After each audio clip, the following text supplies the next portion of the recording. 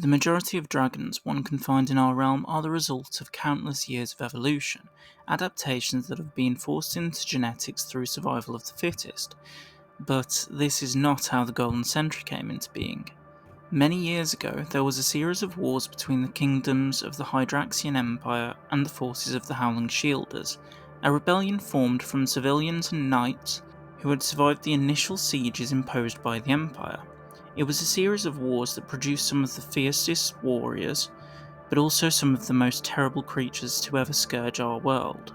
As the fighting continued, the Shielders held their ground, and while their numbers were small in comparison, their will and determination was keeping the Hydraxians at bay. At least until the invading forces turned to magic and sorcery to give themselves an upper hand. They kidnapped a sorcerer by the name of Arbus Erskine, and forced him to turn the most docile of dragons into terrible monsters known only as the Scarlet-Skulled Hydras. These beasts tore through the rebellion as though it were ripping through paper, leaving bodies in shreds and forcing tactical retreats whenever they were on the field. To counteract this, they searched for their own creatures that could potentially fight off the Hydras, but nothing came close to their might or power. The rebellion was losing hope.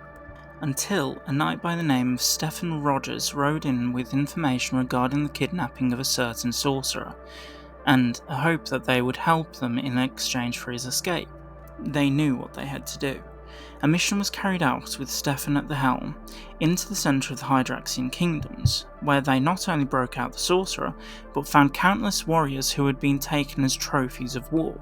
They fought their way out fiercely before burning down the dungeons and leaving the scorched remains as a sign that the Hydraxians would not keep control.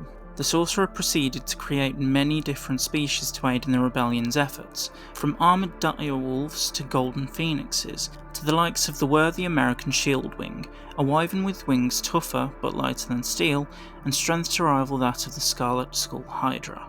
Over half a century later, a new power threatens our otherwise peaceful realm. In the wake of war waged by the forces of Princess Adira, many kingdoms are searching for a means of protecting themselves. This was no different for the likes of Valentina, the tyrant in charge of the kingdom of Oxara. With the threat of war at her walls, she turned to the many books and scrolls she had collected over the years, books she had collected through the assassinations and mutilations of countless public figures, which is how she found herself upon reading the spells of one sorcerer, Arden Erskine. She attempted to cast the transmutation spell on countless creatures, from dragon turtles to ogres, to no avail. She was about to give up when she found the perfect subject, a runt of a dragon that had been lurking around the walls of her kingdom, begging for food, scraps, and unaware of the strength that it had.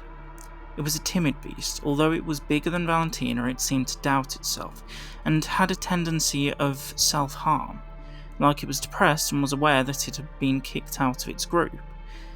She preyed on this, and used a spell in an attempt to transform the dragon into something more powerful, but it had appeared that it didn't work.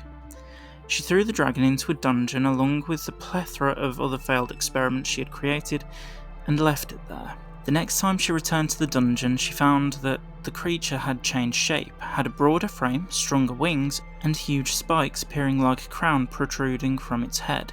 Its scales had turned from green to a mixture of gold and black, and its timid nature had changed to a more imposing, strong, and threatening demeanour. Alongside this, she saw that there was no other creatures remaining, and scorch marks appearing to be the shape of these creatures were scattered across the floors and walls. This made her very happy. A week after finding the dragon, an army was forming on a hill on the horizon from the kingdom's walls. They were dressed primarily in black, but each of them wore a yellow Thunderbolt on their shoulders, the sign of the people of Voltaria. Their mission was to free the people of Oxara from the tyrannical rule of Valentina, and they had a single cannon aimed at the castle as a warning. They lit the fuse, and the cannon blasted a hole in the forward-facing walls. Any civilians outside the wall rushed inside, and were replaced with knights wearing the symbol of Oxara. They stood at attention, while civilians ran for cover, waiting for their orders. Then there was a bellow from a horn being blown from one of the castle's many turrets, and a snide laughing echoed soon after. Then she released the Golden Sentry. The creature flew up from the centre of the castle, blowing open the wooden doors to the dungeon and stopped in the air. stationary, flapping its wings and staring off into the distance, to where the opposing forces were standing. They aimed once more, the cannon now aimed towards the dragon, and a voice called from the masses. "Do you really think one of your monsters can take down our entire army? We will remove you from the throne, Valentina, and you will face justice for what you have done to the people of Oxara. They do not need a tyrant." Valentina, rolling her eyes, turned to the dragon and pointed. This was the first point anyone had ever seen this creature in action, and luckily there is only one of them, for what it did that day was truly terrifying. The cannon fired towards the sentry and hit directly, but instead of knocking the dragon out of the sky, it crumbled to pieces and the dragon was unscathed. It continued on, flying faster than any other dragon in the area. Trees were pulled from their roots just through the force that this dragon's wings produced, and the knights were powerless to stop it. When it reached them, its eyes turned milky white, it opened its mouth wide as an immense golden light filled the back of its throat. It leaned back, before thrusting its torso and head forward, releasing a steady stream of golden light so powerful it left no body, only the similar scorch marks to those in the dungeon. It didn't stop until there was nothing left, no knights, no weapons, only scorched earth where they had once been. Valentina was both proud, but petrified of the creature. In seeing it in action, she realised the true potential that the creature had, but also realised she couldn't control it. She didn't wait, she aimed all of the cannons at the creature, and had them imbued with spells created to destroy the creature. The sentry was unaware of the attack, and the cannons hit directly. It fell from the sky, supposedly dead.